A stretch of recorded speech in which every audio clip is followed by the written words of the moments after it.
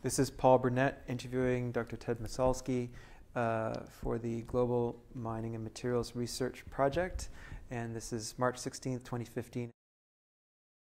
You were just talking about the influence and shaping of these visiting assistant professorships that you undertook. Yes. And you were about to tell us a little bit more about the influence of the Caltech visiting professorship. Can you talk about how that shaped your work? Well, as you may recall, I mentioned that Paul Burnett pioneered something which has become known as splat cooling. Mm-hmm. That is taking a very small amount of liquid metal or an alloy and shooting it explosively. It's a kind of gun technique, mm-hmm. really, against mostly copper, because copper absorbs heat very rapidly, against a copper target, which would therefore spread this liquid alloy or metal and instantly solidify it. Mm-hmm.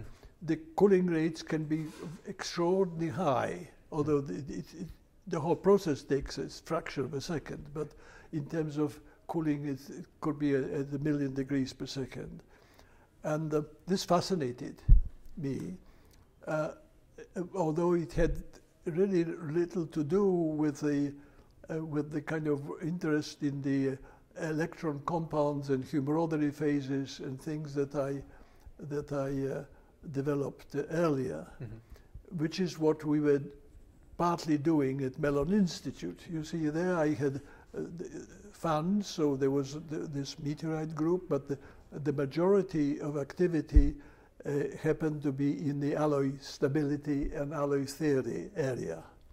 We built, for example, a very low temperature calorimeter to measure electronic specific heat, liquid helium range, so mm-hmm. 1 point something, mm-hmm. 4.2 degrees absolute. Okay. And this was to determine the density of so-called, this is physics now, density of states, of electronic states, mm-hmm. in order to argue that it is the electronic features of alloys that brought about their stability. Mm. Then I came from Caltech, you see, and I became interested in this idea that you really do not develop all this if you cool the metal so fast. Mm-hmm. And so I developed another group. We actually built a wheel because it was realized very quickly that you can splat little bits of metal and study them by X-rays, for which you required very little material. Mm-hmm. But if you want to use this material, you have to make a lot of it.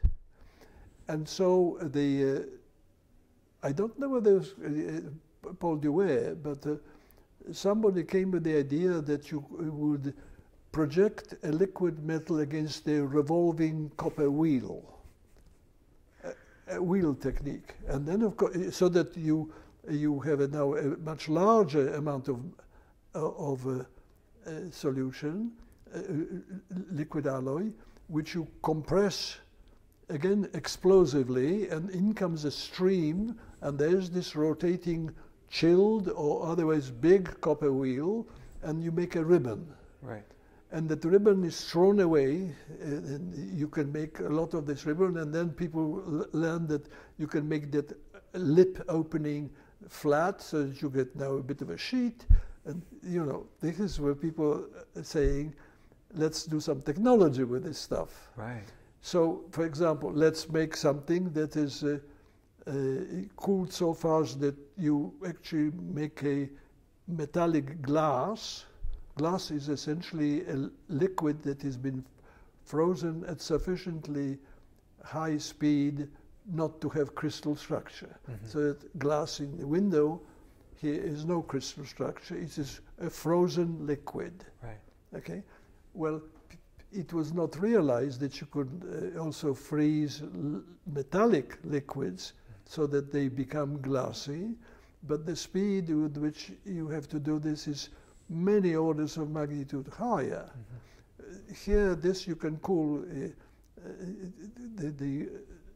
silica glass, you can cool in a pot, in glassy. Right. You can make it crystallized and then it wouldn't be transparent. Right. But you don't have to cool it very fast for a number of reasons. To do this with metals, you have to use very high speed. So the next answer was all kinds of high-speed techniques that were developed. Some of these people have pioneered around the world, and now almost anybody who is interested in amorphous alloys has some kind of a wheel technique that does it. And as you were making these new materials, you said, let's make some technology with this. I imagine there's an immediate interest in applications. So, you know, if you could make a glass out of a conductive material, would the conductive properties change? Are those the kinds of research questions? Absolutely. Yeah. And then you see what became of interest is that you can make something quasi-amorphous. This is a new word. Again, Nobel Prize came up recently for this. And I will lead you to this in a second, but just to fill in, here I came back to Pittsburgh. We established ourselves there. I have had quite a lot of financial resources, and so I was able to broaden my interests. Colleagues came from Japan, actually, Professor Mizutani, Professor Suzuki, Professor Noguchi, who developed this very low temperature calorimetry. This was pure physics to study essentially electronic specific heat, to understand these electron compounds of Humoroderi, which was stemming from Humoroderi rules. We were working on this.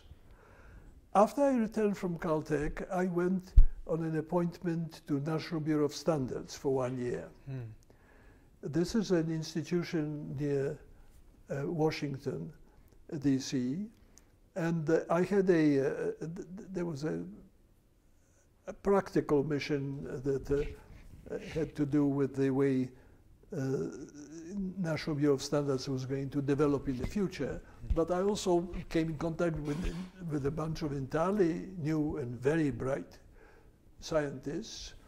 And recently the director of one of the groups there reminded me that it was me who persuaded them to build this wheel, a big wheel of copper, which I got from Paul Burnett, and said, Ted, we built this wheel because you told us.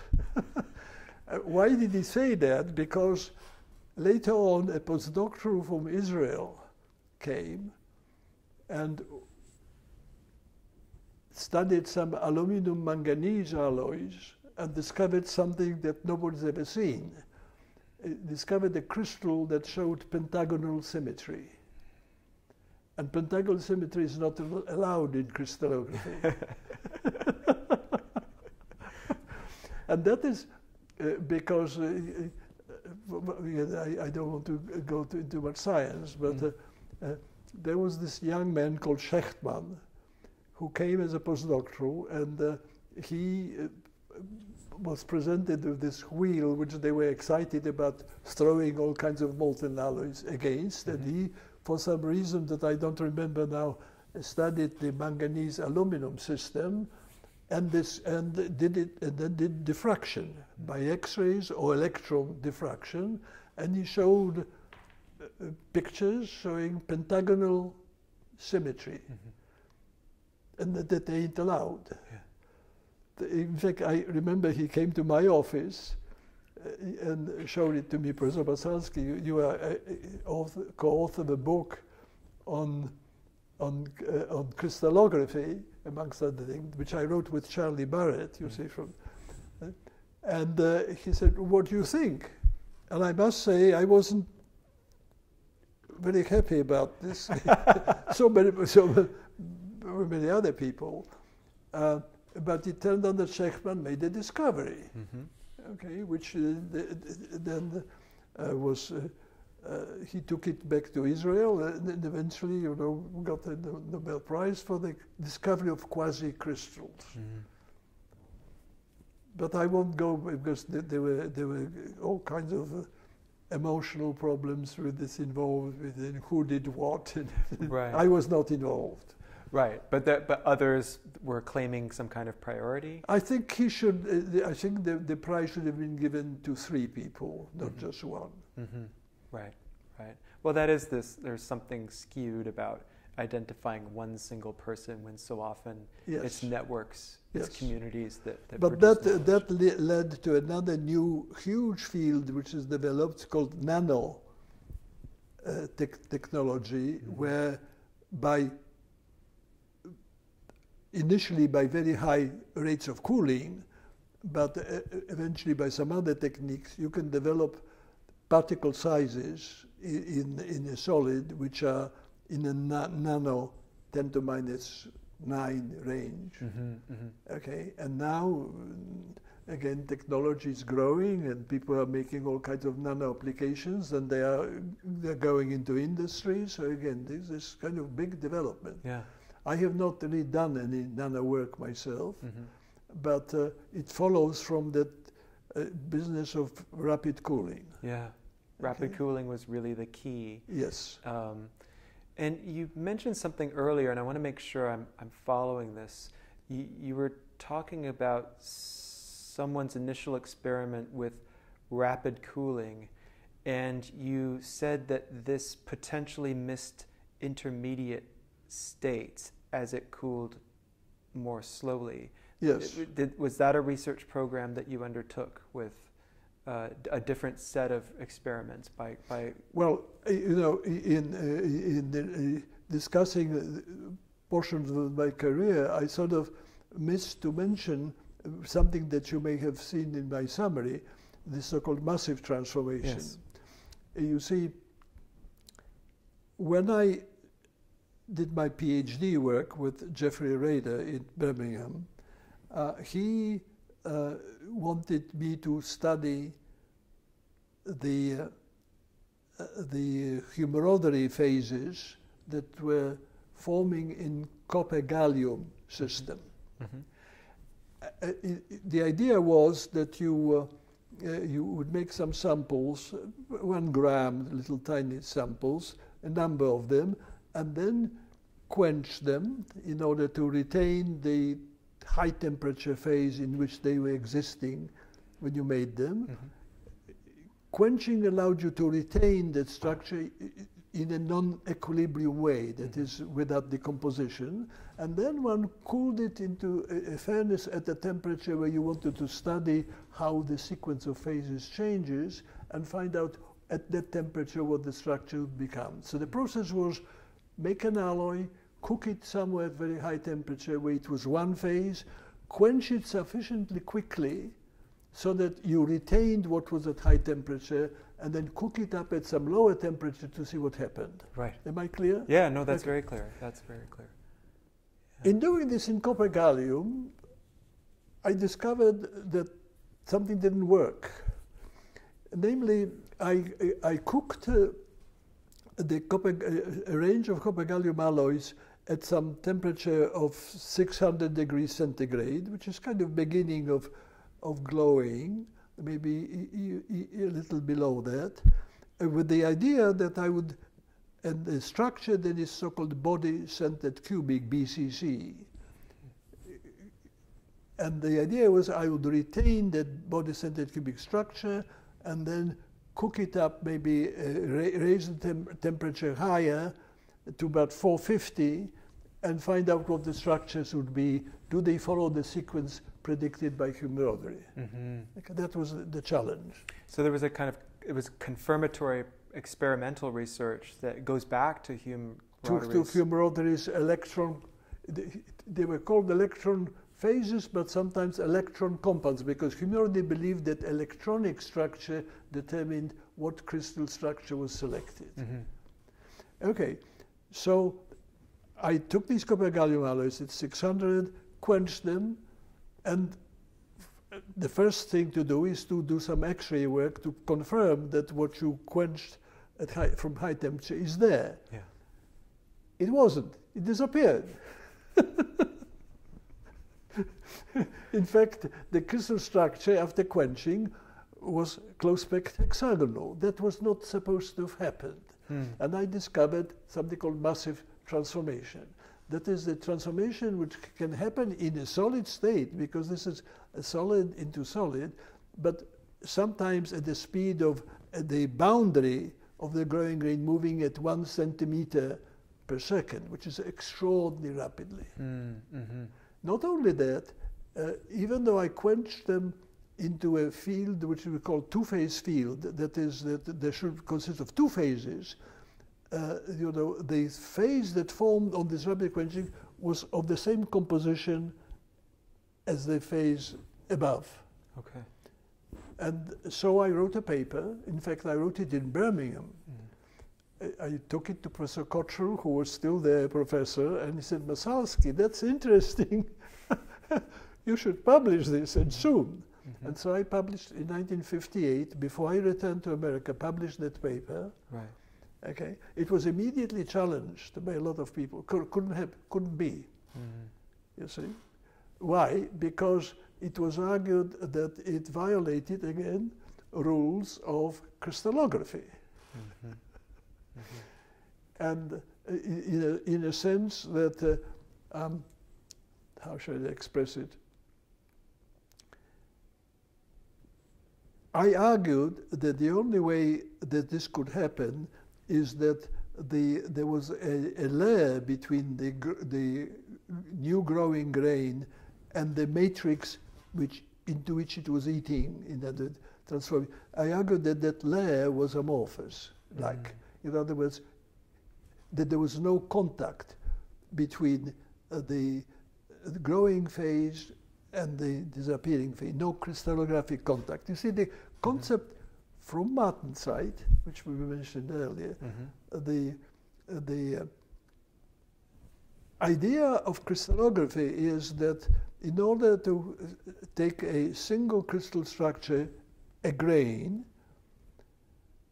and form another grain in it, it is cheapest for the new nucleus of the grain growing to develop some kind of crystallographic relationship into the grain to which it's going, because that lowers the energy of the surface.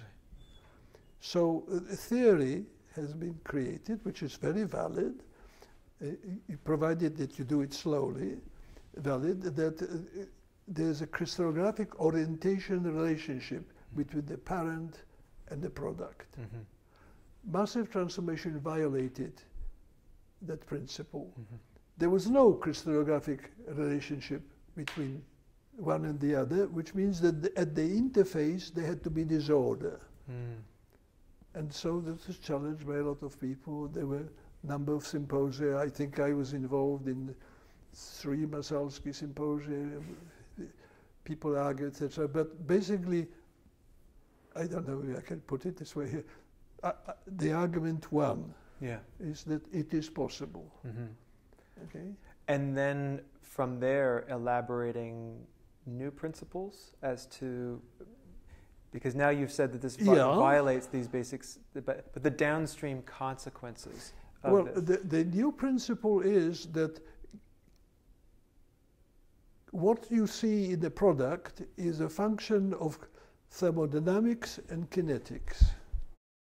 Thermodynamics rules the behavior of an alloy, provided you give it enough time for these rules to take effect. Right. If you do very, very rapid cooling, you can destroy all the rules. Right. Okay. In massive transformation, you destroy only partial rules. And the partial rule was that there should be orientation relationship between the parent and the product, but in this case, that doesn't seem to be. Right. And so.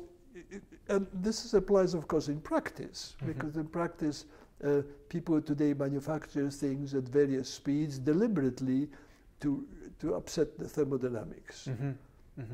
And this is, I imagine, why Paul Duvet's work resonated with you so well. Absolutely, because he was the first one, you see, also trying to understand the behavior of alloys, and he came to this concept that suppose you have a copper and silver, and mix it in all proportions, 1%, 2%, 3%, etc. All right? Since both copper and silver have the same crystal structure, so-called FCC, face-centered cubic, there should be a continuous range of solid solutions. However, if you take alloys of copper and silver, say 100 them, 1% difference, the phase diagram, that is the story what happens when you cook at various temperatures these alloys, the story shows that actually a so-called eutectic system develops, which means that the solution based on silver, even though it's FCC, and the solution based on copper, which is also FCC, come to a certain limit, and then a mixture of these two solutions is present as a two-phase mixture, even though they both have the same crystal structure. Very unusual. And Paul Burnett thought to himself, well, if I do it fast, maybe I can maintain this complete miscibility all the way, where thermodynamics dictates that it should be a mixture, but kinetics can suppress it. And to do this, he did this splat cooling by taking little bits of alloy, shoot it against copper, okay, but that was not enough, and then so they developed the big wheel, and then you make ribbons. Right. And the first proof of Dewey that you can overcome thermodynamics was to demonstrate that the copper-silver system can have a continuous solid set of solid solutions. And this begets so much research, entire research programs, certainly yours. Oh, right? yeah. Not Dewey's work, but your work plus his, yes, leads to all kinds of consequential work. Does Martensitic transformation also play in? Martensitic transformation is something that doesn't involve diffusion. That's the thing that, as a physicist, I had to explain to my all kind of colleagues in the physics department, because they couldn't believe that the crystal structure changed to another crystal structure at temperature of liquid helium. Okay, nothing moves. So Martensitic transformation is where the transformation happens by so-called movement of dislocations. That is this is now a lattice effect. The dislocation is a imperfection in a crystal which can move. That doesn't involve diffusion. It moves like a wave. The atoms originally which were there stay where they are, but the wave moves and disturbs other atoms, and so you can have a movement of a dislocation without any diffusion. And this can happen then at any temperature. Right. So Martensitic transformation is what happens in steels, or it was discovered that Martens was a German who first discovered it. And the Martensitic transformation involves a whole host of transformations that are diffusionless. Not quite, because there's, as usual, you know, becomes fancy. You can have a thermoelastic martensite and various other things, but the basis difference between diffusion control transformations and Martensitic transformations is that one involves imperfections, the other one doesn't need imperfections. Right. Makes atomic migration. Right. And in elaborating these new physical properties of these materials under these conditions, you're trying to understand the basic principles, but the practical applications are enormous.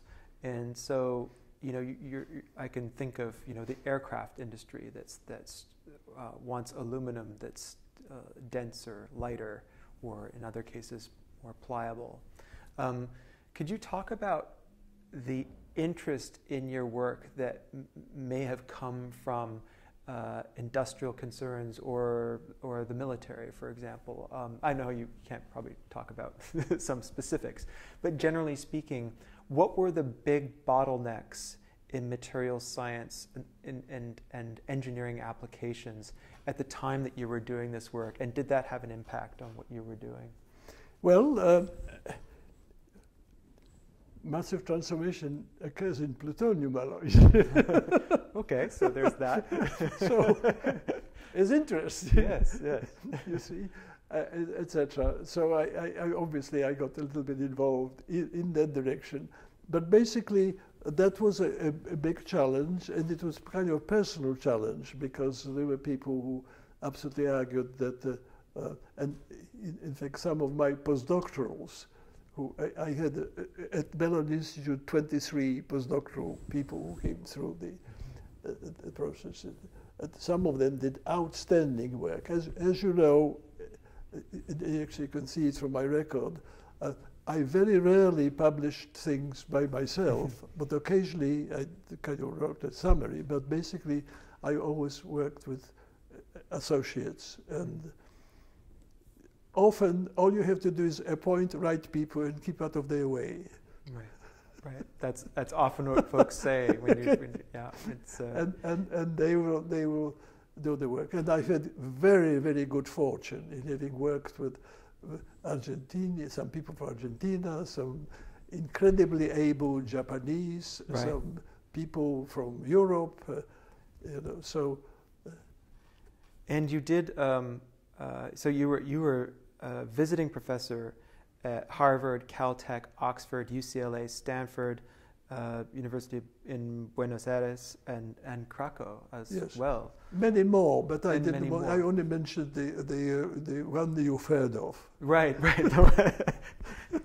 and as we've said earlier, there was you had an opportunity to influence and be influenced. That's very important. If you can do this, because as I mentioned earlier, my wife kind of resisted this. Yes. She didn't really like to move around too much, and because once I got involved in a place, you know, I was so absorbed in the scientific matters, and my wife had to organize the home and look after the children, etc. And she would rather be at home. Yeah, yeah. Okay, but nevertheless, we did come.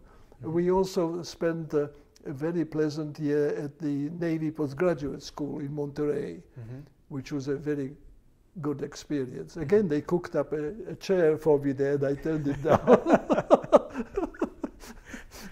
But it was, again, a great opportunity to... Fantastic opportunity. Why? Because there were, you see, Navy postgraduate school is interested in things that affect ships. Right. Okay. And so the research performed by professors there focuses on things that can happen to ships or that can improve ships. Right. Sure. Okay, and so that was a very challenging situation too. Mm-hmm. I'd like to turn a little bit to the work that you did as an editor, putting together these massive volumes of phase diagrams. Can you talk about how that came to be? Well, again, as I mentioned earlier, it just happens through contacts. Mm-hmm.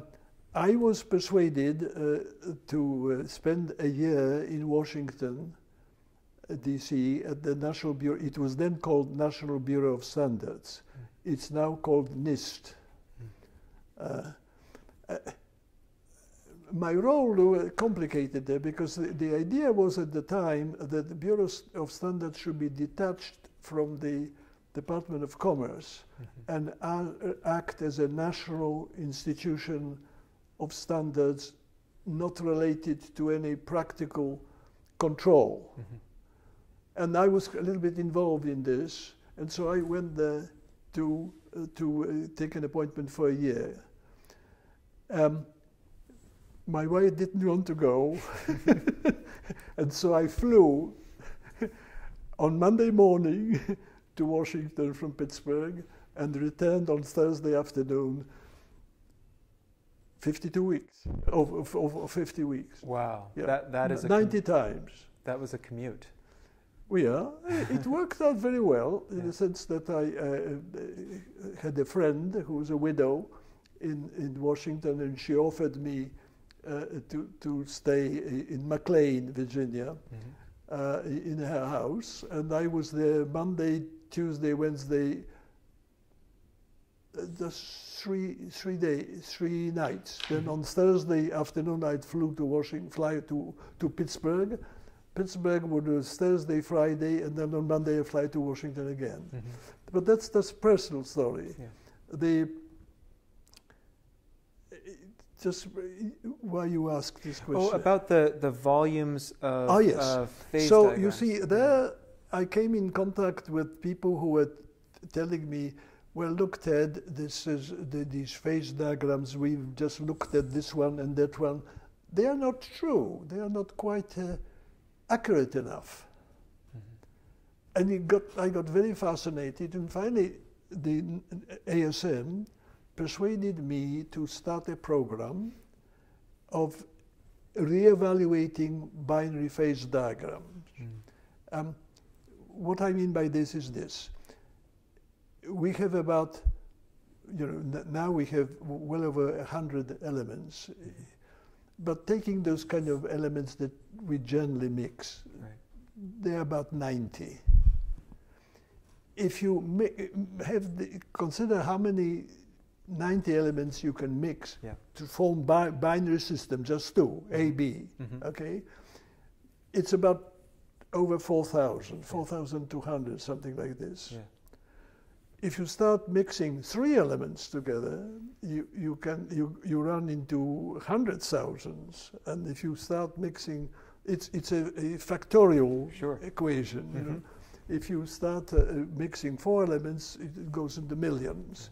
So the most important was how accurate are the binary phase diagrams. And I became challenged because it seems that these binary phase diagrams were determined mostly by metallurgists who didn't know too much about thermodynamics, which govern the formation of phases.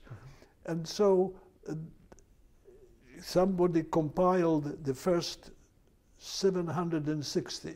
It's a German called Hansen, just before the last war, determined by looking at the literature, drew up the best possible binary phase diagrams that could be obtained from literature. But it was not enough. Okay? And when I was in Chicago, there was a visiting assistant of Hansen called Anderko, who actually worked for Hansen to determine these phase diagrams. So we talked, and finally I convinced myself also that this whole job needed to do again. Yeah. And so we formed, I was appointed editor-in-chief of this project by the ASM, and I decided that this should be done internationally, and so I appointed 34 binary editors in various countries around the world. So it became a big project. The ASM spent millions on this, and we raised some money. It was a 10 million or more project, okay? So I got my name on this volume. I interviewed another scientist in a but they're no longer, adequate. We need to do more. To do more. Sure. I interviewed another scientist in a completely different field who was had found that these sort of the encyclopedic texts or tables for, in this case, drugs, were. He couldn't trust them in the end. He said that over a period of time, he decided that he was going to go and undertake a project to get the most reliable data on each of these drugs and how they behave in the body. Yes. But that served him in his career, in that by having this in mind, he was able to understand new things about drugs fundamentally. Did this exercise for you have any impact on the kind of research that you were doing or the kinds of questions that you were asking? Or was it more of a service to to the community to get this material properly done? It's a very difficult to answer that. I don't. It depends on I suppose on circumstances and the situation. Mm-hmm. But you see from the stories that I've been outlining to you, I seem to become challenged by new things. Yeah. In the sense that I don't really stay with the same situation, and I suppose at the back of one's mind is to help. Yeah. So I got this phase diagram project. I don't know. I was involved with it for about 10 years while doing other things. Right. Okay, and then we formed something, APDIC, Alloy Phase Diagram International Commission. There was a founding member of this, and this APDIC essentially encouraged people to accept the phase diagrams that we've developed Mm-hmm. To be the standard. To be the standard. Right. And so, you know, if I travel around the world, these books are now found in the libraries.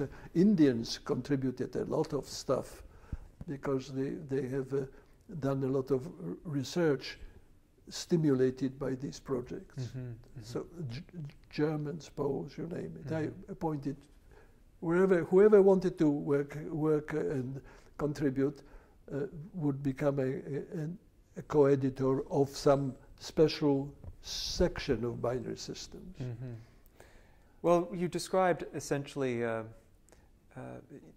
you don't like to rest easily with one problem. You like to move from one problem to the next and identify and keep moving, as it were. Keep moving. And here I want to mention that, you see, basically thermodynamics is not interested what happens to an assembly of particles. Mm-hmm. Thermodynamics is interested in, given a substance, and assuming that it has no grains, just so-called single crystal substance, what will be its crystal structure? Right. But now you begin to introduce a new concept that if you have, so for example, in an average alloy, like this one here, it consists of grains, okay? And these grains are such that if you use a microscope or electron microscope, you can see that they abut against one another, and in between there's a interface boundary, etc. If you cool metals very rapidly, these grains don't have much time to grow, so they become smaller. And if you cool them at enormous cooling rates, they become nano. It becomes so small that the abutting regions, the grain boundaries, are as plentiful as the substance in between them. Okay, and then again the thermodynamics breaks down, because now what is beginning to govern the structure of this material is the grain boundary regions, which are so plentiful. So that creates entirely different properties. Yeah. Because Cottrell, as I mentioned earlier, studied the dislocations to find how metals deform. But that was assumed that you had big grains, and the dislocations go around them, and they come to the next boundary, and then they go in the other direction, and that kind of stuff. But if you have grains that are, you know, fraction of a millimeter, then the dislocations cannot move, because you know, as soon as they start moving, they hit a boundary. So the whole nanoscience is now developing in big directions. At the same time, and again I'm changing the topic a bit, but you might, in order to determine phase diagrams, as the way I did it for copper gallium when I discussed the massive transformation, you have to make samples of different composition, then you have to cook them, and then find out by X-rays or otherwise what is the crystal structures that you see. But as I pointed out, the number of systems, as you start mixing more and more elements, the number of systems increases. In the binary systems, you have some 4,000 or so to determine. Ternary systems more. So in comes an entirely different situation. How about calculating a phase diagram? Right. Okay, so I got involved in this. Right. Also, that is now you say, all right, let's start in an entirely different way. Let's propose a property, okay, and then look for the phase diagram that will fulfill it. Mm-hmm. Rather than start with the phase diagram and study the properties of what you've got. Mm-hmm. And so I'm getting involved in this now. This is now very fast computer calculations. Right. Because here, essentially, you say, well, I'm not going to study phase diagrams by making samples, mm-hmm. or even making very complicated samples, because you can not only study single samples, but you can make situations where 100 samples are in one piece, etc. But if you abandon this, then we're going into calculations, and tremendous progress occurring here. In fact, I'm going to try now talk about this. Oh, that's it's so interesting, and I think we touched on this a little bit earlier, but that technology has a tremendous amount to do with what is possible to see or conceptualize at a given moment. Yes. And so when you were describing this earlier, thermodynamic model, you're dealing with a single substance, a single crystal structure. But when you are talking about these assemblies of particles, the behavior becomes much more complicated. And there's visualizing that on the one hand with X-ray crystallography, and then there's also the calculations involved, which I imagine get much more, tremendously more complicated. And so computing power is a huge part of the story. And computing power itself is derived from an understanding of the complexity of the materials, right? Absolutely. The processors themselves are made of that substance. Yes. Yeah.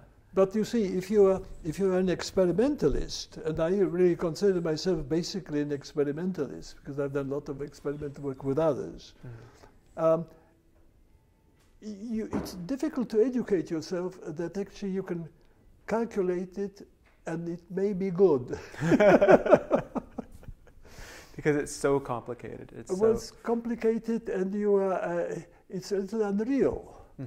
Okay, to calculate things at the speeds. The last paper in the list of my publications, the very last, is something we published a year ago. So you see, they are at my age. I'm still pushing active, pushing research, and this is you can find it something like 200 and something. The very last. 209, 2013. Some questions in progress in the field of phase stability? No. At the very end. There we go. Oh no, it's 209. Comprehensive search for new phases and compounds in binary alloy systems based on platinum group metals using a computational first principles approach. You see, so again, I got involved with another group of people, actually Georgia Tech, okay, and we've discussed this tremendous capability here of calculating phase stabilities, but I try to persuade them that this is a new concept in the sense that, as I say, you postulate, I want something that will be, I don't know what the alloy would going to be. I want something that will be have this property, this property, this property, and not that, and not that, and that, and then let's calculate if you can find what elements, when mixed together, will come close to that. Right. So it's a reversal. Right. And that is also going to now come more and more. And it's not trial and error. It's this, you're designing, in a sense, the material you want, and then you're going into nature and finding it. And actually, the paper that I try to draw your attention to is in the platinum group metals. Platinum is very expensive, so the alloys of platinum are not easily made in large quantities. Now, suppose you want to have some platinum group metal for some reason involved, but it has to be not harder or not softer than a certain region. Then you start by using, and again, this is a so-called throughput calculation, very fundamental first principles physics principles that are handled by a computer to come up with potential crystal structures that will fulfill this. Does this feel like a sea change for you, a fundamental change in metallurgy? Well, it'll take some time to be fully acceptable, and it's not for everybody, and it's not in every situation. Somebody still has to make steels. That's right, absolutely. But for special materials, for new materials, and so can you talk about you talked about this research that you were doing in the 50s and 60s, and those of others contributing to quasi-amorphous studies that eventually led to research in nanotechnology. Yes. Can you talk about some of the applications that have come out of your research? You did a lot of work on aluminum and things like that. Can you talk about some of the benefits that material science has achieved during your lifetime that were really stood out for you? I know what you're asking me, and I have to make a confession. I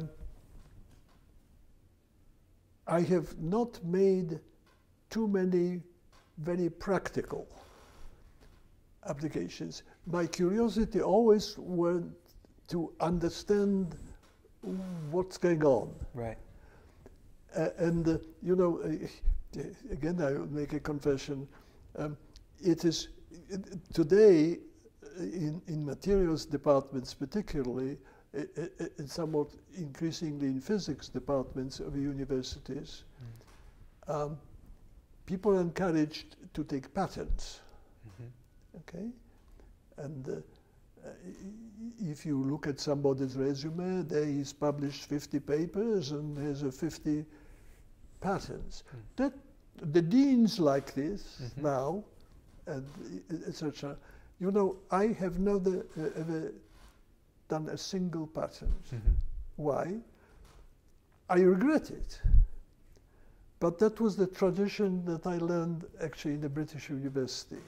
If you're a professor, you do research, you know, exercise your curiosity, and then publish it for everybody.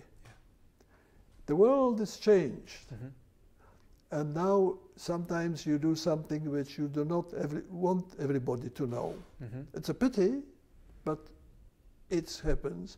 And secondly, it is considered desirable by universities to spin off research of the professors into forming new enterprises, new companies, etc. And I was listening to a talk that a new president at Carnegie Mellon University, Subra Suresh, I don't know whether you've heard the name. We have recently appointed a new president of Carnegie Mellon, who is an Indian, actually a very good friend of mine. We've edited the journals once together, so I know him very well. He gave a talk, and he was saying that perhaps people don't realize that per postdoctoral fellow, we are the university that spins off more companies, etc., than any other university. I don't know. Oh. Yeah. So that entrepreneurial kind of thing. And I see this extremely valid, but I was not brought up in that culture. Okay, so when I see my colleagues, particularly younger colleagues, who are discover something like the massive transformation, which is useful and valid in many. I would never have thought of patterning, but today I would. Yeah. You see, and also today we consider that universities should be a source to spin things into developing the more fundamental ideas into practical applications. But I have not really been as conditioned to this as others. That's why I'm digressing the explanation, because you once or twice asked me, how did it go? People have used my ideas a lot in various directions because I've done so many things. Okay, but I have never thought of actually taking a patent. Do you think there are advantages and disadvantages of the transformation of the university to this kind of structure? We're touching a very sensitive subject. and I'm glad you said advantages and disadvantages. In a way, I am not happy what is happening. You see, when I came to the second time when I returned to America, this was a time where America thought that that there's not enough fundamental research going on, and so they were trying to bring people like me. My colleagues were trying to, start a group of metal physics, you see, or something else. Look at explaining what's going on in these materials. Use physics, chemistry, crystallography, etc., etc. Today, and so that was okay because companies like Gulf, US Steel, Westinghouse, you name them, Bell Labs, run their own research labs for industry. They have discontinued this. US Steel have raised their research building. They want to do research that pertains to the products they are making, okay, and they don't really want to share this with other institutions because of competition. And so gradually the research that industry should be doing has been transferred too much to the universities. So that now there's a pressure on junior faculty to have to do what I would have considered in my time a really industrial research rather than fundamental research. Physicists are less affected by this because they are searching more fundamental stuff. But material scientists are quite a lot affected by it. And I personally think that there are some dangers in this, that we should go a little bit back towards the model where if you are a professor at the university, you're looking for explanations rather than applications. That's very interesting. Well, I think we should perhaps wrap up for now. It's getting late. I wanted to give you the last word.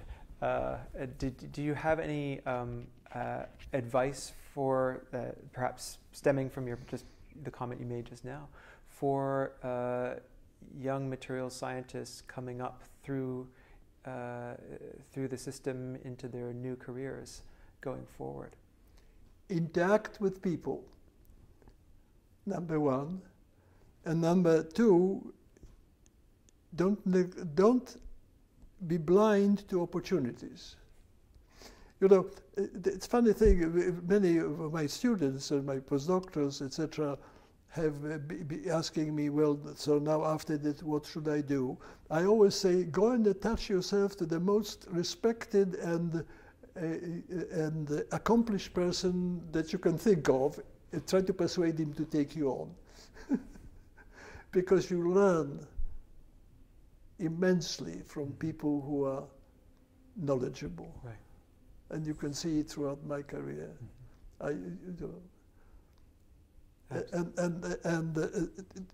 All the good turns in my scientific career was simply that I happened to be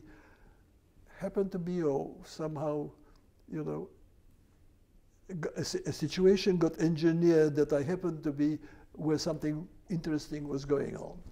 Right. And so, if I were advising my own, say, son where to go, I'd say, "What you want to do? This? Who is the most famous people in this person in this area? Go and join him." Mm-hmm. Mm-hmm. And it seems from your description, I mean, you talked about your scientific curiosity, and you're moving from domain to domain and question to question. Yes. But the other important feature of your career is that you have been at the center of a network, that you seem to be bringing people together as much as that's good luck. That's good. But it's important in that you've been in all of these different institutions. You've gotten to know all of these key figures, and you've been able to connect people. And I think that's an important feature of an accomplished scientist. Yes. Yeah. I want to thank you so much for taking the time to speak with us.